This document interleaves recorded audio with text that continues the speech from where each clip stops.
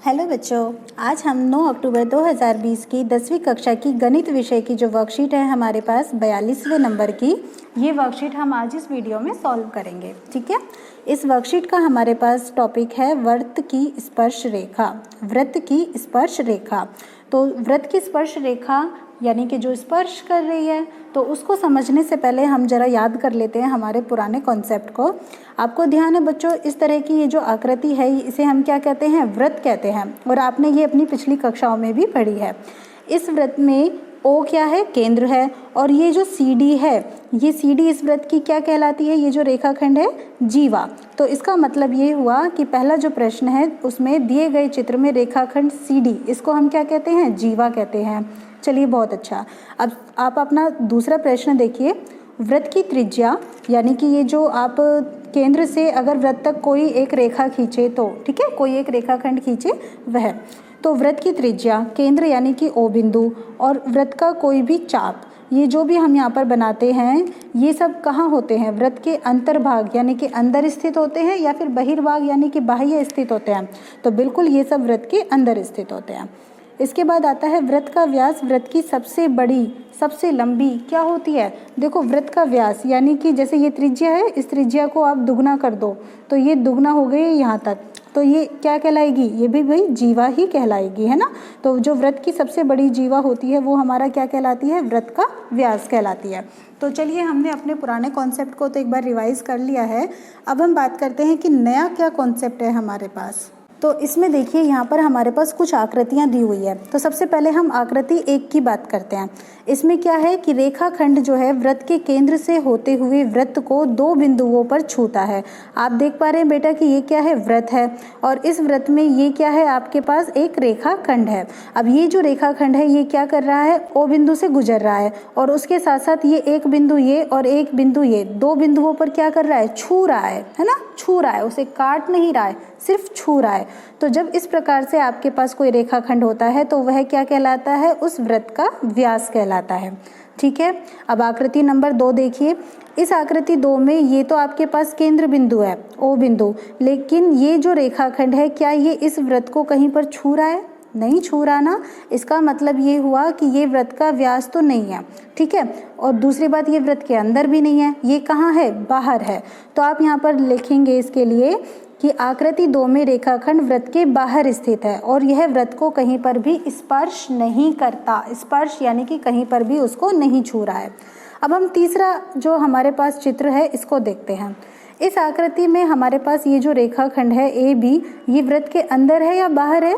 भाई बिल्कुल वृत्त के बाहर है। ठीक है, और बाहर तो है, लेकिन अब ये क्या कर रहा है? यहाँ पर इस वृत्त को छू रहा है, पी बिंदु पर, है ना। कितने बिंदु पर छू रहा है? एक बिंदु पर, या 2 या 3 4 5 पे? बिल्कुल सही, एक ही बिंदु पर। इसका मतलब ये हुआ कि यह वृत्त को केवल एक बिंदु पर स्पर्श करता है और ये वृत्त को छूता है। तो जब आपके पास इस प्रकार का कोई रेखाखंड होता है तो उसे आप क्या कहते हैं? वृत्त की स्पर्श रेखा। ठीक है, तो ये ए बी यहाँ पर क्या है? इस वृत्त की स्पर्श रेखा है। अब ये क्या कर रही है? इस पी बिंदु पर इस वृत्त को छू रहा है, तो इसका मतलब ये पी बिंदु यहाँ पर क्या कहलाएगा? स्पर्श बिंदु। तो स्पर्श बिंदु कौन सा हो गया आपके पास? जहाँ पर कोई भी रेखाखंड किसी भी वृत्त को क्या करता है? छूता है, तो वो आपका हो जाएगा स्पर्श बिंदु। इसके बाद आप आकृति नंबर 4 देखिए। इस आकृति में आपके पास ये रेखाखंड डी ई है, ये आपका कहाँ है? वृत्त के अंदर या बाहर? सिंपल सी बात है जी, वृत्त के अंदर है। और अब ये क्या कर रहा है? क्या ये वृत्त को छू रहा है? नहीं, ये तो वृत्त के बाहर तक भी जा रहा है। इसका मतलब ये हुआ कि हमारा जो वृत्त है ये उसको क्या कर रहा है? यहाँ पर काट रहा है। तो जब ये रेखाखंड वृत्त को 2 बिंदुओं पर प्रतिच्छेद करता है, यानी कि 2 बिंदुओं पर वृत्त को काटता है, तो यह क्या कहलाता है? उस वृत्त की छेदक रेखा। ठीक है बच्चों, तो आपने कितने कॉन्सेप्ट पढ़ लिए? आपने यहाँ पर पढ़ लिया वृत्त का व्यास, आपने यहाँ पर समझ लिया वृत्त की स्पर्श रेखा, और साथ साथ ही आपने वृत्त की छेदक रेखा को भी समझ लिया है। तो अगर आपसे ये पूछा जाए कि स्पर्श रेखा क्या है, तो आप बिल्कुल आसानी से बता सकते हैं, छेदक रेखा भी बता सकते हैं। तो कुल मिलाकर अब हम कह सकते हैं कि जो हमारा चित्र नंबर 3 है उसमें ए बी क्या था? वृत्त की स्पर्श रेखा, और पी बिंदु क्या है? जहाँ पर वो उसको छू रहा है, स्पर्श बिंदु। अब आपके पास एक प्रश्न है, वृत्त की जीवा वृत्त की छेदक रेखा से किस प्रकार भिन्न होती है? तो अभी अभी आपने पढ़ा था बच्चों क्या कि जो जीवा होती है वो क्या होती है?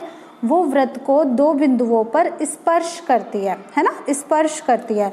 लेकिन छेदक रेखा क्या करती है, वो वृत्त को दो बिंदुओं पर काटती है। तो आप देखिए यहाँ पर आपको ये 3 आकृतियाँ दी हुई है। यहाँ पर आपके पास रेखाखंड है, ठीक है, और वो अलग अलग स्थितियों में दिखाया हुआ है। लेकिन ये वृत्त को क्या कर रहे हैं यहाँ पर दो बिंदुओं पर, जैसे कि मान लीजिए एक ये बिंदु एक यहाँ बिंदु, इन पर छू रहे हैं।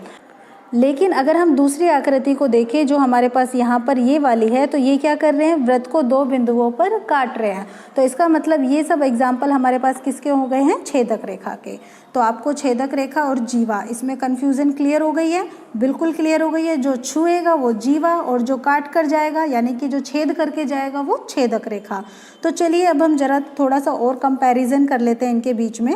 अब हमारे पास यहाँ पर कॉन्सेप्ट है वृत्त की जीवा, छेदक रेखा और स्पर्श रेखा में तुलना, यानी कि जीवा क्या होती है, छेदक रेखा क्या होती है, क्या अंतर होता है इनके बीच में और क्या स्पर्श रेखा होती है। तो बच्चों मैं आपको एक बार यहाँ पे क्या करती हूँ, एक डायग्राम, एक चित्र बनाती हूँ। ये देखिए, ये हमारे पास क्या है, वृत्त है, और जो जीवा होती है वो क्या होती है, वृत्त के अंदर आती है, ओके, और दूसरा क्या करती है, वो वृत्त को दो बिंदुओं पर छूती है। तो इसका मतलब जीवा वृत्त के अंदर है, पहला भाग, वृत्त को दो बिंदुओं पर छूती है, दूसरा भाग, केंद्र से होकर जा सकती है। भाई जो वृत्त की सबसे बड़ी जीवा होती है वो हमारे पास क्या होती है, व्यास होती है। इसका मतलब ये हुआ कि जो वृत्त की सबसे बड़ी जीवा है वो हमारा व्यास है, और व्यास कहाँ से जाता है, केंद्र से। इसका मतलब जीवा भी केंद्र से गुजर सकती है। क्लियर हो गया। अब बात कीजिए छेदक रेखा की। तो छेदक रेखा में ये अगर वृत्त है तो वो इसको ऐसे काट रही है।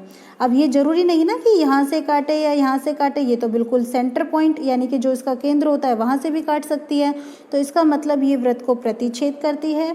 दूसरा पॉइंट, दो बिंदुओं पर प्रतिच्छेद करती है। भाई दो अलग अलग जगह काट रही है ना, ऐसे काट रही है।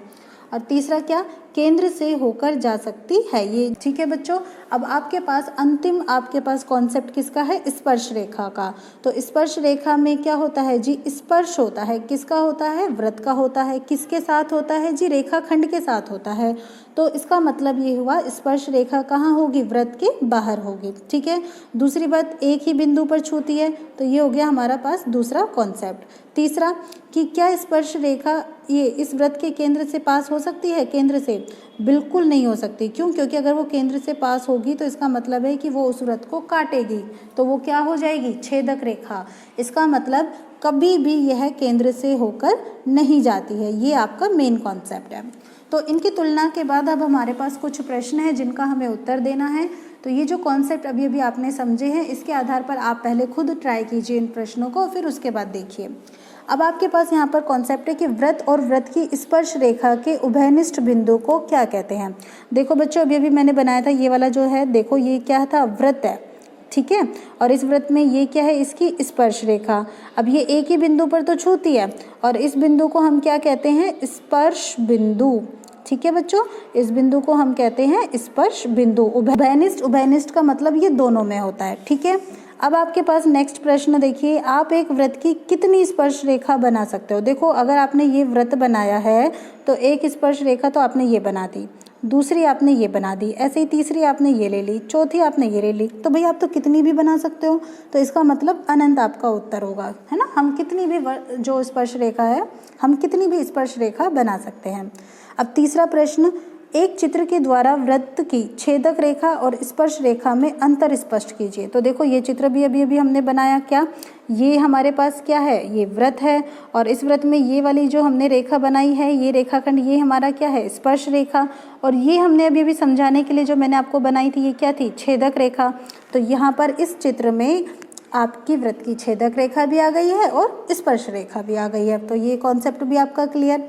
अब इसके बाद चौथे प्रश्न में सत्य और असत्य बताना है। तो जिसका पहला भाग है, वृत्त की छेदक रेखा और स्पर्श रेखा समानांतर हो सकती है। समानांतर का मतलब जिनकी दोनों रेखाओं के बीच हर एक बिंदु पर दूरी कैसी हो, समान हो, बराबर हो। तो इसका मतलब देखो, ये आपका यहाँ पे छेदक रेखा थी इस वाले में, है ना, ये छेदक रेखा, और ये आपकी क्या थी, स्पर्श रेखा। तो इसका मतलब समांतर हो सकती है। तो यहाँ पे क्या आ जाएगा, सत्य।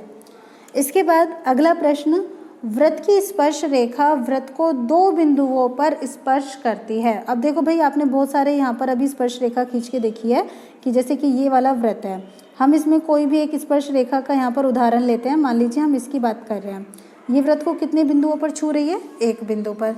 इसका मतलब कोई भी स्पर्श रेखा वृत्त को 2 बिंदु पर नहीं छू सकती है। तो ये हमारे पास कैसा हो जाएगा? असत्य।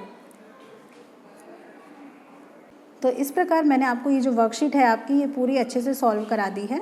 आप प्लीज़ चैनल को सब्सक्राइब कर लीजिएगा ताकि फ्यूचर में आने वाली जो वर्कशीट है उनके सॉल्यूशन भी आपको नोटिफिकेशन के फॉर्म में मिल सके। Thank you for watching my channel.